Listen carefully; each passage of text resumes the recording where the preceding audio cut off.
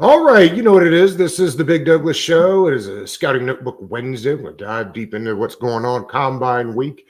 We are live, so check us out on Facebook, YouTube, and Twitter. Hop in the comments. We love to get the interaction there. Today on the docket, Nate Coleman is here, as he is most Wednesdays. Nate, thanks for being here today. What's going on, Doug? Thanks for having me, buddy. Oh, you know it. And my main man, D.A. Bartonick, is with us today. Damian, thanks for hopping on. Give us some time. Hey, thanks for having me, man. Always support, always love coming on here, man. So I'm honored to be joining both of you fellas for sure. Always glad to have you on the show. It is Combine Week. Nate, do you have a favorite event at the Combine? Favorite event? Yeah, I mean, everyone's going to say the 40. You are a Combine watcher. Are you one of these guys like me that'll sit and watch it all? I'll watch it all, but honestly, I'll take it all in, and then I just like to enjoy it, though. I'm not worried about each prospect. I just like to watch it, enjoy it. But I'd say the Gauntlet is the most fun to watch, but it really doesn't mean anything, right? It's the Gauntlet. No one really cares. I like to watch it, if it's a running back that isn't, someone like Kenneth Walker, there's a lot of questions about if he can be a receiving back. I like to watch it for guys like that, I guess, but there's not really a lot you can take away from it. Damian, what about you? You a big time Combine watcher? Oh yeah, no, for sure. If I have the time to do it, I'm definitely doing it. I'm definitely just sitting on the couch all day watching. I definitely got to say though, my favorite event or just in general watching is I love the bench press. I absolutely love the bench press so much because it's always crazy. Whenever they have I think it's the Heath Miller or whomever it is, the ex NFL players that are actually doing it. Bro, I'm not gonna lie, I struggle hitting 225. For these dudes to do 30 times, I'm just like, oh my god, 20 times. I'm like, no way. So that's my personal favorite, bro. I'm not gonna lie to you. It's ridiculous, and I think that's one of my favorites too. Watch those guys throw around the weight. Yeah, I know. When I talked to you earlier, you were at the gym. What was it today? Leg day, chest day. What were you bumping out at the gym today? It was me. Yeah. Oh yeah. I was at the gym. Yeah. No, I hit legs.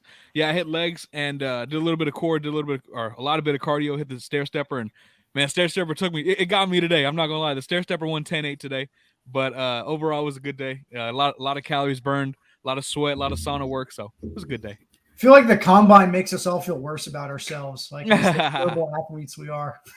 That's right. Well, good on you for not excluding leg day. Everybody hates leg day, but come on, we got to do it. All right, look, before we get back into the Combine, let's do this real quick, okay? Let's hit on some Washington stuff.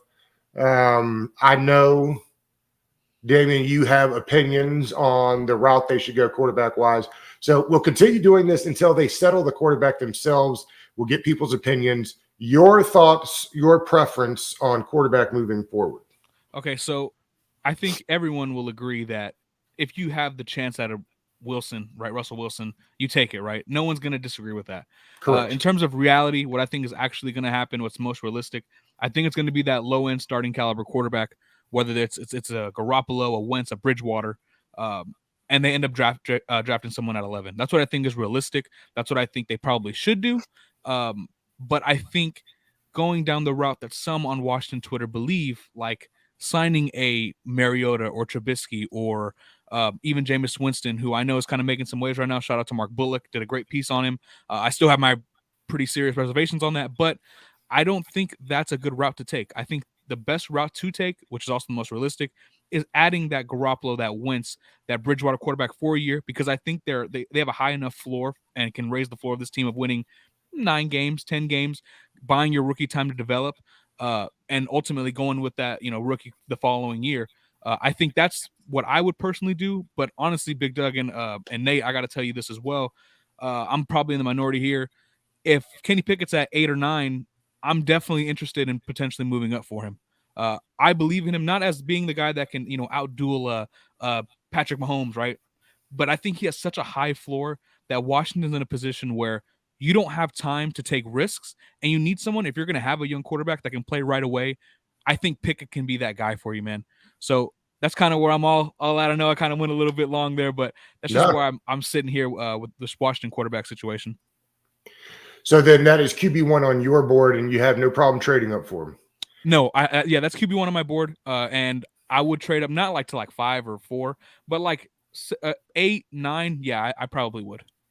Here's the deal too with trading up. Like everyone wants to trade back in this draft, so the price to move up wouldn't be as high as it normally is, like last year. Yeah, and Pickett, and for whatever that's worth, and it's just my opinion on this. I'm starting whoever we draft day one.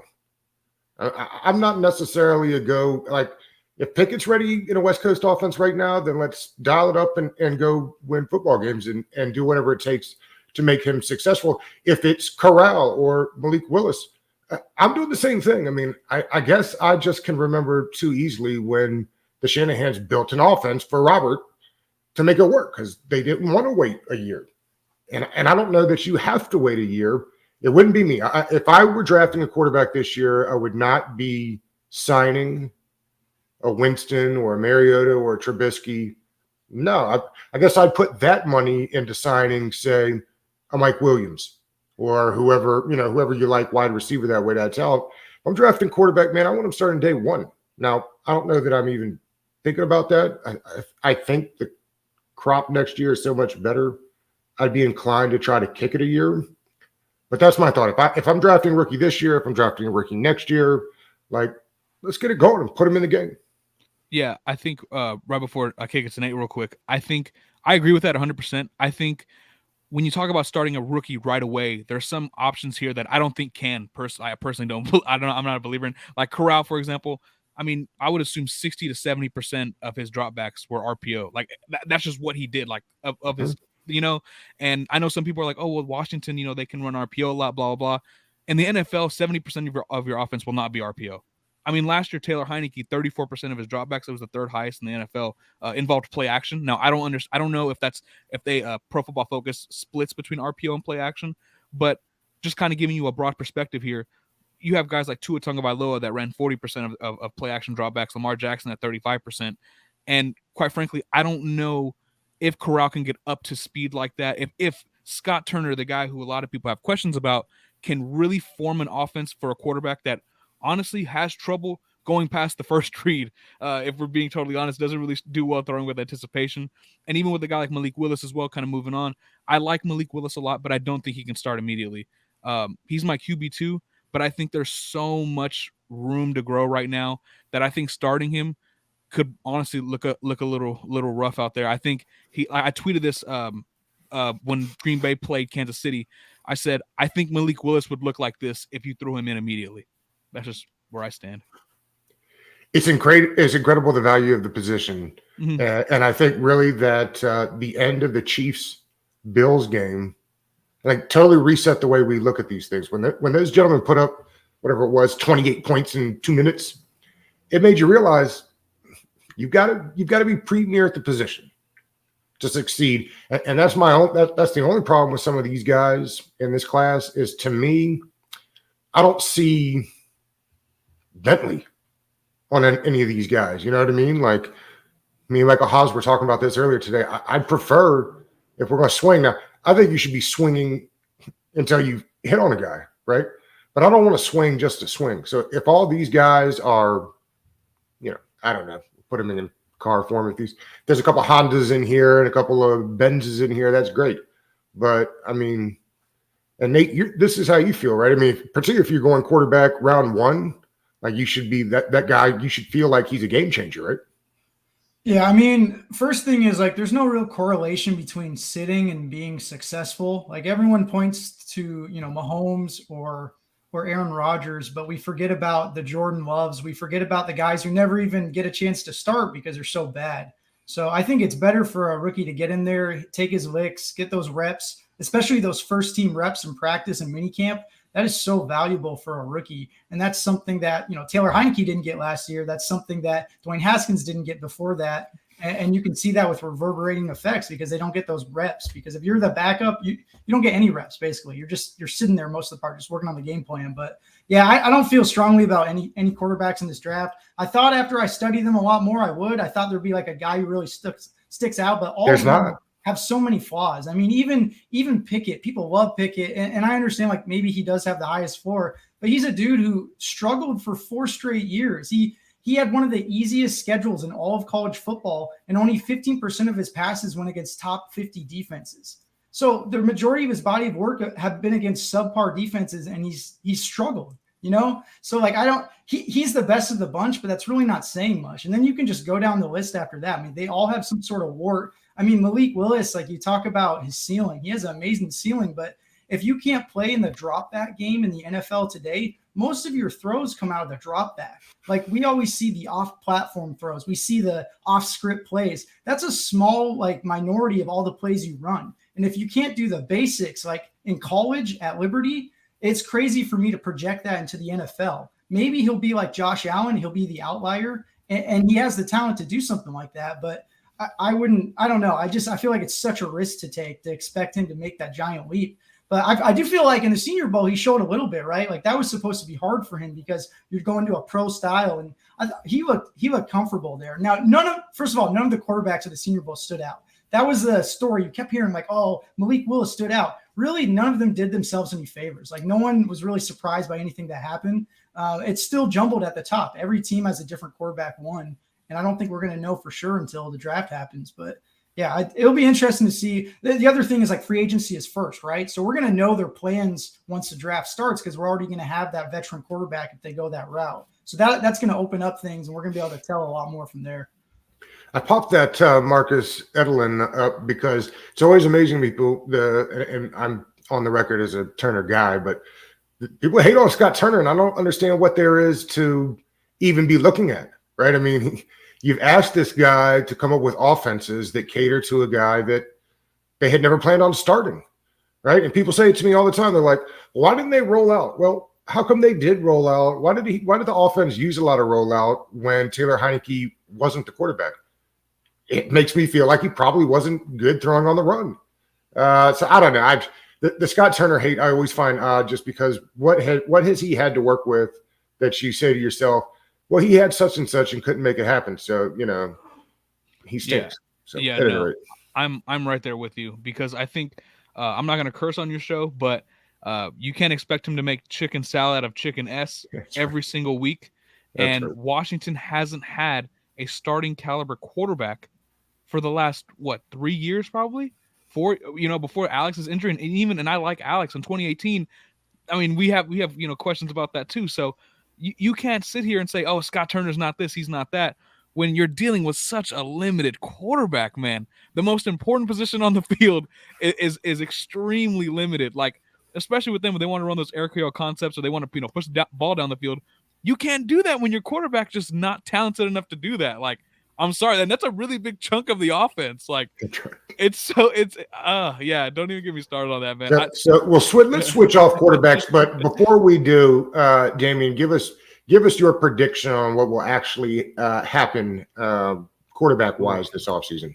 Ooh, okay. I'm thinking. So I know Washington liked Malik Willis at the Senior Bowl, so I think they're going to draft Willis, and they're probably going to settle with either Bridgewater or Wentz. That's what I think. I think it's going to be one of those, and then they're going to draft Willis. I don't know if anyone told you that they liked him at the Senior Bowl, but there. I had, yeah. Okay. We've been told a couple times on the show that it's closely followed by Willis, I think, for Washington at this point. So let's do this. As we talk about quarterbacks, Ron continues to say that the team is set up to win now. So I asked you, gentlemen, we'll do this fairly quickly, but let's start with the quarterback room. Okay, that's simple enough. Let's give it a grade. We'll go A through F as they do in grade school. So, Damien, let's start with you. If we had to grade the quarterback room, where does it sit for you? D+, because they have a backup quarterback, and that's it. Yeah, just a D+. Nate, your evaluation of the quarterback room? Yeah, I mean, right now you got to say about a D. I mean, quarterback, he was about the quarterback 27, quarterback 28. So that's all you have. He's not a bad backup, but I mean, ideally he's your quarterback 3. The only the best thing about Heineke is like, I think he only costs $2.8 million. The average price for a starter right now, quarterback 16, is about $18 million. So that's a pretty good deal. I agree. And I think D+ probably being a little generous, but okay, my bad. No need to trash on him. I mean, I've said he's probably the best backup in the league. and that's not a knock, and nor it should it be. It's just more of a reality. Next, let's move to the offensive line. I like the line. I think getting Charles Leno back was good. Signing him that early meant he liked the idea of coming back. I think they've got something in Cosme. I believe they have a top 5 center when he's healthy. And Eric Flowers has been good. I like the offensive line right around a C plus B minus. Yeah, I think I'm at like a B right now. Honestly, I think it's just a really solid line, really consistent, and I mean credit to the coaching staff as well. But I think just in general, Washington line is definitely, if they're gonna get a veteran quarterback or whatever, worrying about being on your butt won't be an issue in Washington. So yeah, I think I'd give them a B. And that's a knock on Heineke too, right? You have a clean pocket most of the time, and you're still a bad passer. I mean, that's really predictive year to year. But I would say, B minus or so. I think that's the strength of this offense is like pass protection. And, number one, when you drop an offensive game plan is pass protection. So I don't think they're the most talented by any means, but John Matsko and Turner they scheme up pass protection really well. I know Heineke was in the top 3 in like time to throw last year. And part of that is like, he can escape out of the pocket. But I mean, part of that is they give him a lot of time. You just have to make the throw. Let's jump to the running back room. I think everybody's high on Gibson. I'm not sold that he's RB1 stuff yet. And frankly, I think that's fair. I know they'd like to resign McKissick. Apparently, maybe the neck thing is a bigger deal than people think. And I think it's easy to forget that it was a neck thing. Let's assume that they re-sign him and he's healthy, and Jarrett Patterson comes back at RB3. Nate, what realistically does that running back room look like to you?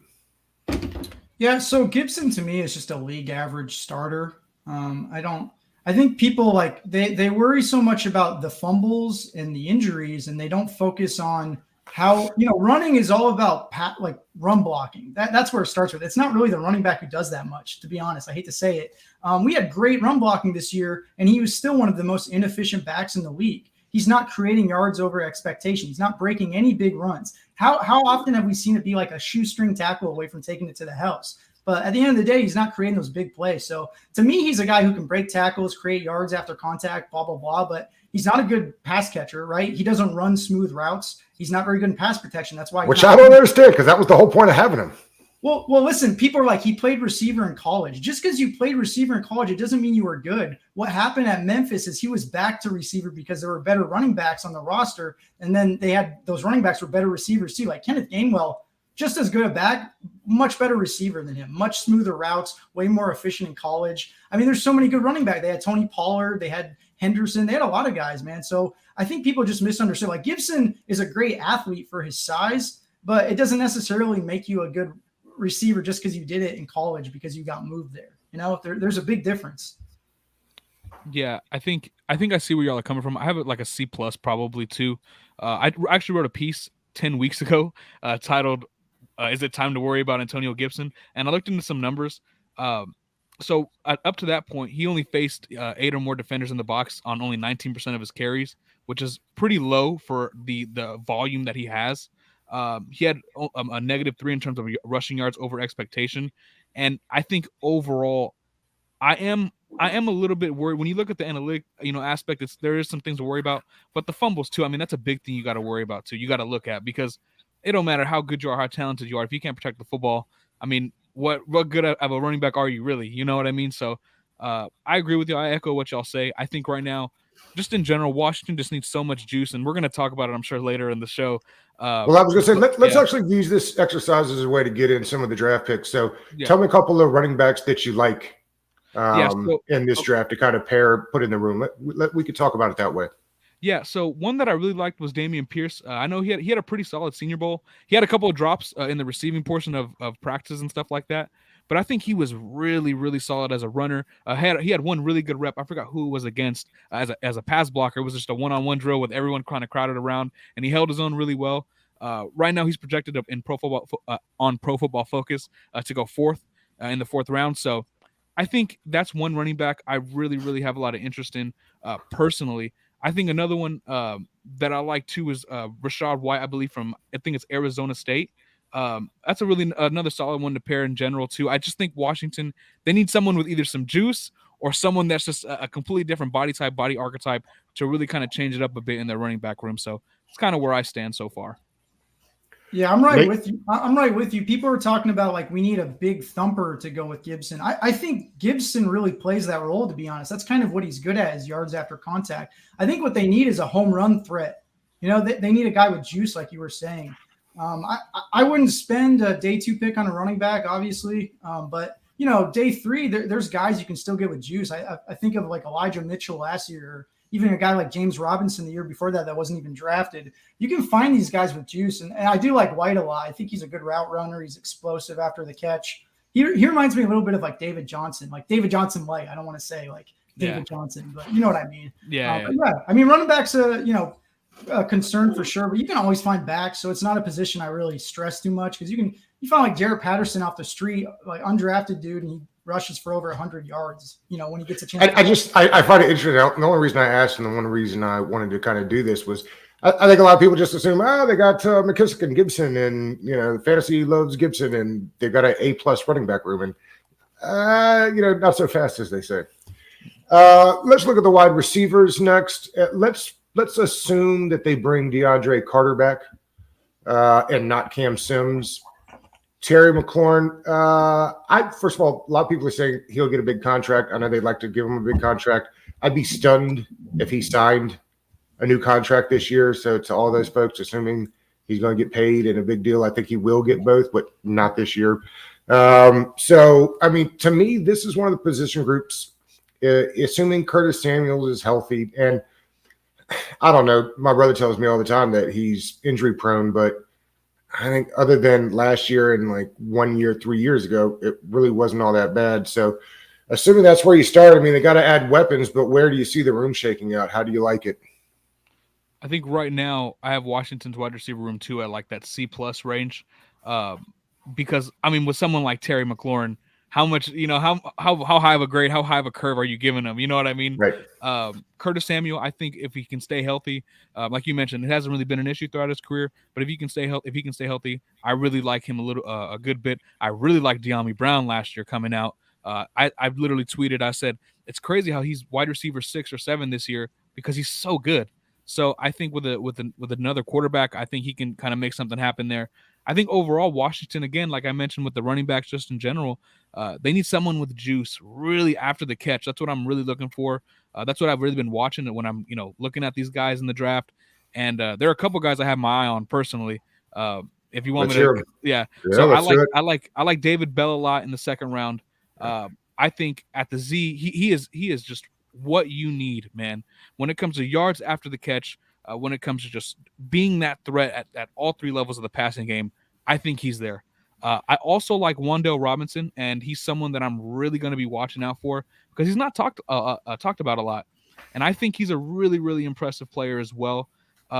If Washington, for whatever reason, wanted to add, more another slot kind of guy, a great route runner and someone that I also really like is Jahan Dotson as well. Those are 3.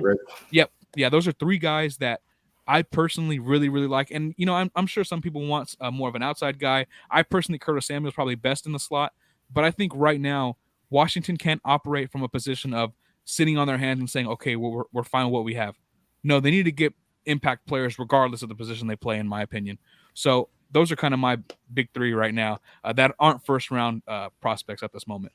Yeah, I think we're in Washington. Let me ask you this real quick, Nate, before we do that. It's curious because we always talk about more juice, but right now the receiver room's got 3 guys to run 4.3 40s, right? I mean, it feels like there's some juice in the room, no? No, I wouldn't say juice in terms of just speed. I mean, like after the catch ability, able to make people miss in space, stuff like that. Because we have guys that can run 4.39 or 4.33, whatever the case may be. But it's really when you can kind of get those guys in space and get them moving. That's what I'm personally talking about when I mean juice. Just able to take a 5-yard catch 50 yards and make some defenders miss and take what should be a 2-yard gain into a first down. Stuff like that. Yeah, to piggyback on that, I mean the receivers ranked 35th in the league in yak per target, so they're the bottom. Not very good. So yeah, not very good. You need that juice, but I'll tell you what, like I'm not very hopeful on Brown anymore. I loved him as a prospect, but guys who don't produce in year one, I was reading about this. Like they have less than a 10% chance to finish the next year as like a top 36 receiver as far as production goes. So, and that's pretty high, right? That doesn't mean he can't be like a situational deep threat. He can't be a guy who's like productive, but I can never see him being like a dominant wide receiver 2 or something like that. But I mean, as far as like guys in the draft, like you hit on a few I really like. I think Bell's going to drop because of testing. He's not expected to test well and he won't test well, but I mean, maybe he'll drop and you have a chance at someone like him. But I mean, he can do everything. He was productive when Rondale Moore was there, which is always a good sign. If you see 2 teammates that are future pro NFL receivers and they're both productive, that's usually a good sign of things to come. So that's someone I like. I've talked so much about Sky Moore, Doug, that I'm not going to talk about him anymore, but I think he's the one guy who you're going to see just skyrocket up draft boards come draft time. I mean, a lot of sites right now have him outside the top 100. And for me, I mean, he's like a top 8 receiver right now. He does everything we talked about, the yards after the catch. And I could go on and on, but I don't want to blast the airwaves with too much talk about him. But another guy, like I'm kind of interested, like Dotson I like a lot. I think he reminds me like Tyler Lockett. I think they're really similar players. They have great hands and vertically they're going to stretch the field, but he's going to fly in the 40 this week. He's going to fly. But Jalen Tolbert is another guy that I know people hyped him up at the Senior Bowl. The one thing I'll caution though, like any receiver that goes to the Senior Bowl, I'm always really skeptical because there's a reason they have to go to the Senior Bowl. They're seniors and they have to go show out. Nate is the king of breakout age. It's not even the breakout age. It's like if you're good enough to early declare, you don't have to go to the Senior Bowl. You're already going to get that draft stock. You don't have to worry about that. The guys who go to the Senior Bowl usually have to prove something. And, sometimes you'll see Devontae Smith, someone like that, go to the Senior Bowl just to show like, hey, I'm here. But the good receivers don't have to play in the Senior Bowl. They can just go there, do the interviews, and they're done. So that's something to keep in mind. But I think the people in the draft value that, though. I feel like teams are going to draft Tolbert higher. They're going to draft Watson higher. They're going to draft guys like that because they've seen them in person. But in reality, they're not the tip-top prospects. They're just the best of the bunch you're seeing because it's all seniors. I'm sure Jim Nagy disagrees with you, but that's a different story. Is taking out the defensive line, is the tight end room the best position group on the team? That's a good question.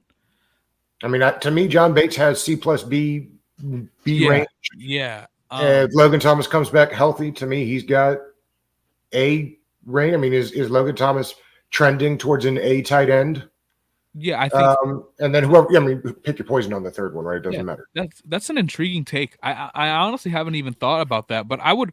Right now, I think if they add one more guy, I think so. I think you could say that. I mean, because I do like Logan Thomas, John Bates especially too, or John Bateman if you're talking to Ron Rivera. I think overall, I do like him a lot. I was really impressed with him. I remember I was on another podcast after the draft last year, and I basically said like I think that's someone that could really shock a lot of people in year one because especially as a blocker, you knew immediately he was going to be very good. But as a receiver, he's starting to show a little bit, and even a little bit after the catch, maybe. So, and that's something that Washington's tight end room doesn't really have, right? Yards after the catch. So, that's an interesting take, and I'll rock with it. I can rock with it right now. Yeah, I mean, I feel like Logan Thomas is like your league average tight end. Like he's not bad, or he's not great, but he's fine. I mean, he's really solid. And then Bates is a solid number 2. I could never see Bates being like a rock steady tight end 1 or anything like that. But I mean, you have to have a good inline blocker. And we haven't had one of those in, I don't know, 5 or 6 or 7 years. So it's been a while, but they definitely need a guy with juice. They need someone who can create after the catch and create separation on their route. So I don't think they have that right now, but I mean, Bates is like out of all the rookies last year, I think he's top 15 in the league out of all the rookies for receiving yards, which is pretty interesting. Like you don't see that happen a lot with rookie tight ends, but I mean, he's exceeded all expectations for me. I mean, you can't just have a bunch of superstars. You need some like starters, and I think he's rock steady. Tell us some guys to be looking at, Nate, tight end wise. Yeah, so I mean, everyone likes McBride. I think a lot of people have him as a tight end 1. He's not a guy who's going to test well. I mean, he's a guy who was really productive. Think of like Brevin Jordan. Like Brevin Jordan, outstanding from Miami production for multiple years. Didn't test very well though for some reason. But like McBride's kind of in that same mold, except like he's big. He's a little bigger and he can block a little bit more in line. But I'm just saying as far as like production goes. But we did see Brevin Jordan last year kind of slip. And a knock on him maybe was he wasn't like physical enough and he didn't test well. So you could see another guy, Greg Dortchich is the guy I love. I think he could be the tight end 1 after the combine. I think he just has, oh man, the sun's really bright right here. He just has a lot of upside. I put my blinds down thinking it'd be like perfect, but don't worry about the backdrop. But anybody, yeah. Greg Dortchich is like my number 1 guy. I think he's going to be the riser of the combine. I think he's going to crush it. He's going to have some of the best measurables, and he has that production to back it up. But he has that receiver background too, so that's someone I really like. Who's the guy? Who's the guy here from UCLA that Darius is talking about? Anybody know? Yeah, that's Dulcich from right. from UCLA.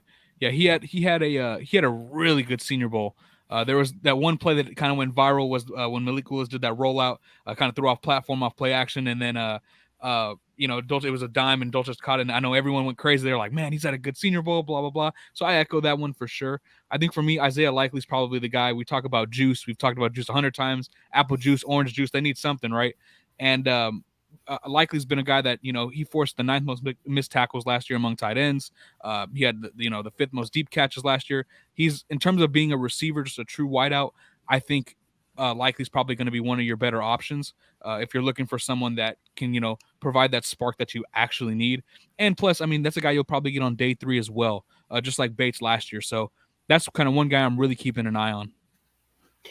Let's for the sake of the show, let's not even worry with the D-line. I would assume they'll draft a tackle and end at some point in the draft, but I think we can safely say that we got A's in both of those, and I'm not sure how you go anywhere different.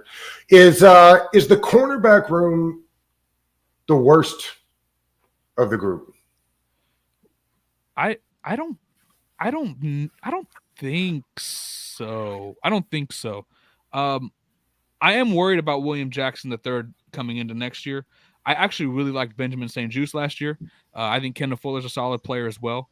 But I think after now you're probably right. No, it probably is the worst room on the team. I think I now saying that though, I don't know if you guys have seen this a lot, but Washington apparently has been mocked at like 11 to draft a corner. I don't know if I would do that. I don't know if I would draft a corner at 11. But I do definitely see them drafting a corner this year again. I do have a lot of hope for Benjamin St-Juste. And I honestly find it interesting that when Kendall was moved to the slot before, BSJ unfortunately was, had some injury issues and stuff, Kendall really struggled. And he did. I was stunned by that. Yeah, and whenever BSJ got hurt and Kendall moved to the outside, he was significantly better.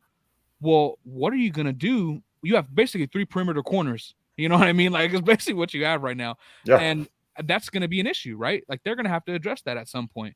And you just paid William Jackson a lot of money. I personally wouldn't take, William Jackson over Kendall Fuller right now. I'd, keep Kendall if I had to choose. So I think right now, Washington, at first I kind of was like, I don't know. But no, I could definitely see your point of view. It's the cornerback room is probably the quote unquote worst on the team. Nate, your thoughts on drafting corner at 11? Because I actually wouldn't be adverse to that.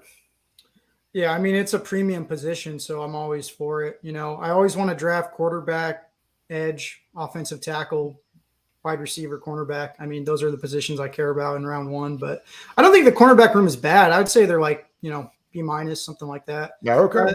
Fuller this year was like a top 12 cornerback by PFF. On the outside. And I know people like are hesitant with what does PFF know? Well, PFF watches every single play over and over and over again and then grades it. Like how many people on Twitter do that? Like not that many. So like I know we won't be doing any PFF disparaging on this show. Right. No, I like PFF. It's a good tool. I mean, there's lots of good tools. It's a metric. That's right. But yeah, it's one of my favorite. But Fuller was really good. A part of the reason he was so good though is that he was good on the edge at tackling. Which surprises you because you don't really think of him as very physical, but he is. But anyway, the real problem is they don't have a nickel back. Fuller it's like you mentioned, like they have 3 perimeter players. They don't have a nickel back. Nickel backs are easier to find the cornerbacks on the outside. And you also can like draft a safety that can play a little bit of both, or you can find, safety and free agency that can do a little bit of both. But, Danny Johnson was like a sub replacement level starter last year. He wasn't very good. I don't expect him to be very good. He's like your 5th or 6th cornerback. So it's not a big deal or anything. But, Fuller struggled year one in Jack Del Rio's system. He wasn't very good his first year. So maybe William Jackson will bounce back. But the thing with cornerbacks is they're roller coasters, man. They're all volatile year to year. It's because it's one of the hardest positions in football to play. So you can't expect very much consistency. If you have a consistent cornerback, they're getting paid. They're going to be a big deal, like J.C. Jackson or someone like that. So I'm always game for drafting cornerbacks. You can never have enough of them. But I guess I don't know if that would be my first choice. It depends who drops, I guess. But, we definitely need it. So give us some guys that you like in the second or third round, cornerback-wise, assuming they don't go in the first round. You want me to go first, Nate? Sure. Go ahead. I think I have to say Jalen Petrie from Baylor. I know he's listed as a safety. He's a slot player primarily. That's one guy I think in the second round. I've seen him fall to third round in some. I don't believe that, but I think he's one guy that if he's there, I know Ron Rivera loves position flex. I think that's what he calls it. You're talking about someone who's just immaculate at just about every ask of the position. I think that him specifically, and also another guy. He's another safety, but I've kind of seen him play a little bit. A little sometimes in the slot, not too much, not as much as Petrie, but I like Verone McKinley a lot from Oregon too. I know in the Senior Bowl they kind of use those guys a little bit everywhere, so we kind of saw a little bit of stuff from them there. But I think Petrie for me, man, that's just like ideal scenario if you're Washington and you need a slot defender who can do more than just cover. I mean, who can? That was Nate. Nate mentioned him last week. So 100%. Yeah, I was so focused on talking about him, and I was like, oh man, that was my guy. But I mean, you mentioned it, position flexibility is huge. We have a few guys on the roster that already do that, but yeah, I can't see any of our cornerbacks aligning over the slot, right? Besides Fuller, and he struggled. So they have to do something, I would assume. And I feel like we need a slot receiver on the other side. So we need slots on both sides of the ball. Would you be upset if McCain returned at free safety again this year? Ooh, it depends on what they can I kind of discredit myself here. If they draft someone and he's starting, we got either we have another Landon Collins situation from last year, or that specific player isn't good. I would definitely look to upgrade for sure. But I guess I wouldn't be upset with it. I would just more so be like, hey, I hope this isn't the long-term answer. You know what I mean? I hope like we're still looking to improve here. That's just where I stand on it. Let's wrap with this. With the we then get to linebackers. So Nate, why don't you get us started on where the linebacker room is? Might as well talk a little Jamin Davis and what to do with our many outside linebackers. Yeah, linebacker is probably like a good D+ or so. I mean, we've talked about this ad nauseum. I don't think they need to address the linebacker early in the draft. The thing with Mike is like Holcomb can play Mike. You can move him to Mike. He played Mike a bunch this last year and was fine. He's like your replacement level starter. The problem is Jamin Davis. You have to develop him. You can't just forget about him and draft another linebacker early on in the draft. You have to develop him. He has the skills to be a will linebacker at least. He has to get better in coverage. He has to trust his instincts. He has to be able to block shed better. But honestly, like it's easier to replace a Sam, right? They only play in base 6% of the time last year. So you can find a Sam. They're not that hard to find, but a middle linebacker is really hard to find a starter. So that's where I'm at. I know they need to address the position. I would do it free agency on a cheap contract, and then maybe day 2, another Mike linebacker then. Yeah, I echo that 100%. I think like a guy like Chad Muma on day 2 would be someone I'd be all for. A lot of people as just like a prototypical Sam, like Darian Beavers from Cincinnati.